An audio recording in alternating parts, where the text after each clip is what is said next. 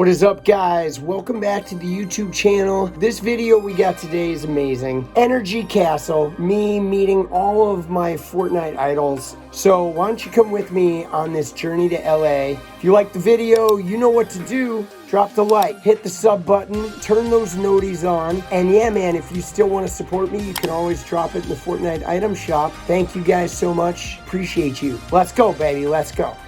All right, here we are. We're in downtown LA, going to the NRG Castle. I'm pretty sure this is the spot.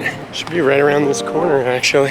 How we doing? Got the street closed off down here. Not exactly sure why. So, let's see if I can find it. Make sure I'm in the right spot. Here we go. Over here. This is like our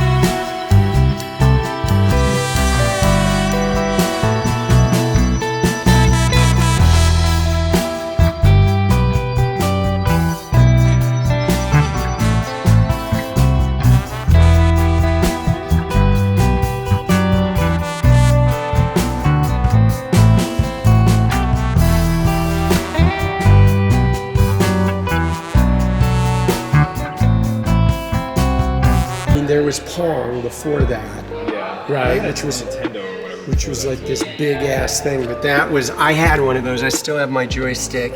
So yeah, it's nuts, dude. Spent a lot of hours on that bad boy. We are live in the NRG Rage Room. I love the little presidential desk. That's a nice touch. I know, it's funny. Bro. Alright, so here we are. The NRG shindig. All the NRG boys over there. We got a ton of fans outside. Got all the people who are responsible for making all this shit happen. It's like really extraordinary. Even being here, dude. Even being included in this thing is like, it's pretty wild. It's pretty wild. I don't know what to say, you know? I mean, I literally have spent most of my life sort of being on the outside of things. So actually being on the inside of this and being connected to this feels just really, feels pretty special, right? And it's gonna make for amazing video, right?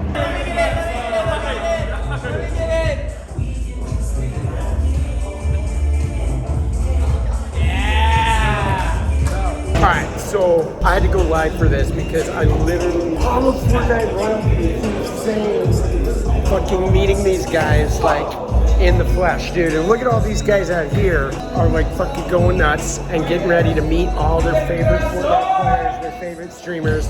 These guys are like absolute royalty. And it's just insane, like meeting them. Let's go! Dude, look at Ron. Dude, you're a looker, bro. It's fucking incredible, like to even be a part of this is like so special. I'm fanboying, all right? I'm not gonna deny right now that I am absolutely 100% fanboying. Oh my God, dude! I just recorded some shit and it wasn't even recording because I'm kind of an idiot. But we're here with Edgey and Epikwhale. Let's go. He's like, I would say he's one of the best, if not the best Fortnite player in the world. Sorry to all you EU guys who might be a little pissed by that statement. What are your plans for the future? Are you gonna stay any west? Are you? Awesome. Dude, awesome. Dude, well, I love you, man.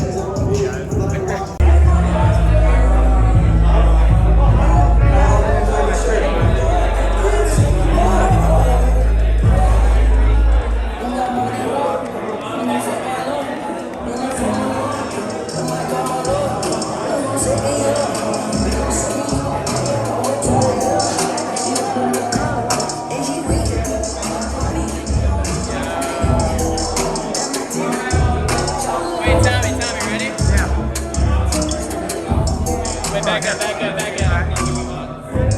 Let's go! One more. Ready? Grady with the jump kick, baby. Go. Whoa! What's up, boss? Let's go. Duos 2022. Sorry, Scoped. Latest Scoped. Just kidding.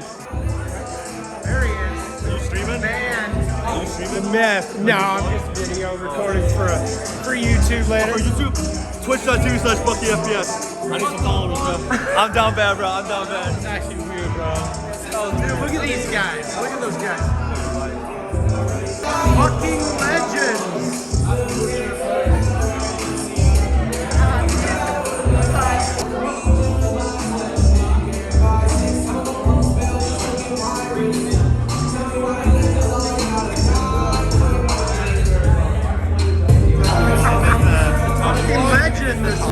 Here we go. Venice Beach. Oh my God, I have some crazy stories from being here. Stories from the 90s. It's so weird to think that it's like almost 30 years ago that I was hanging out here. So back in the 90s, I was in a rock band called Soul Driver here, and this is one of those like life-changing moment stories, right? And trigger warning, it's drug related, but so in the 90s I had this band called Soul Driver, and we sort of had a revolving door like situation with the drummer, right? And we were consistently moving through drummers. It was a three-piece band. Me and him, I was singing, playing guitar, and there's a bass player. And we met a guy down here who lived in Venice. His name was Breeze. That was his nickname. And super cool guy, fucking talented drummer, right? We rehearsed with him, instantly fell for him. The fact that he was like living down here was kind of a bonus, right? It was sort of a bonus with him living here. I mean, Venice is pretty cool, right? It was nice to have like a Venice local. Everybody had nicknames back then, everybody that lived down here. And so we played with him, and it was like, oh my God, this is great. Found the drummer, perfect drummer, it's gonna be rad. So we rehearsed a handful of times with Breeze, and we were super stoked about what he was doing for the band, right? And we were like, yes, we found our drummer, right? We're pumped. So then we book our first show with him, and we show up, he shows up to the club. He is lit up, right? Like his pupils were so big that like it didn't even look like he had any color left in his eyes. And I immediately knew he was high, right? I knew it. I had some experience with this, right? So I pull him aside and I'm like, dude, what is up with you? He's like, oh, I'm sorry, man. I just shot some meth like 20 minutes ago. And I was like, are you fucking shitting me? So of course, the show was a fucking disaster, right? Show was just an absolute disaster. And I was pissed, and I didn't know what was going on. So we kind of like, that sort of let me in on what we were getting into with this guy. And we kind of went back and forth, right? Sort of struggling with him and like the sobriety him, but he was such a good drummer. And I was struggling too. I was having a lot of like personal issues at the time, my own struggles with sobriety, trying to get sober. And then there was one day where I was hanging out with him here in Venice, and his roommate is a guy named Chucker, who was like a small-time heroin dealer here in Venice. And I mean, when I say like small-time heroin dealer, you're talking that's usually indicative of a guy who's got his own habit. So he's like dealing, but he's kind of like hustling, dealing, because he's not really making any money. He's just trying to keep his supply going so he can keep his habit going, right? It's not a pleasant situation. And I was hanging down there once, and I was like depressed, man. I'd hit a wall, right? I was just struggling. Shit was not going well with the band. Shit was not going well with me personally. And so Breeze comes up and it's like, dude, it's like Chucker just scored a whole bunch of good shit. And now at this point, I had not used needles for a while, right? I had been totally clean. I had like, as far as that goes, right? And I had no intention of really getting back into it. But then, I don't know, man, that day I was struggling. I was like sort of rock bottom sort of thing. And I was like, fuck it, let's go do some. I had to be at work in like 3 hours, which meant if I got involved in this, right, we're gonna do this, probably gonna lose my job. Like I'm gonna show up at work at a fucking mess or not show up at all. And so all of a sudden here comes Chucker, he's got all this shit, we're getting ready to do it. And then we're getting ready and I'm like, fuck it, I'm gonna get high, dude. I don't care. I've like hit bottom. And so Breeze, he's like, I'll go first. So he goes in there and is fucking in the bathroom for a couple minutes.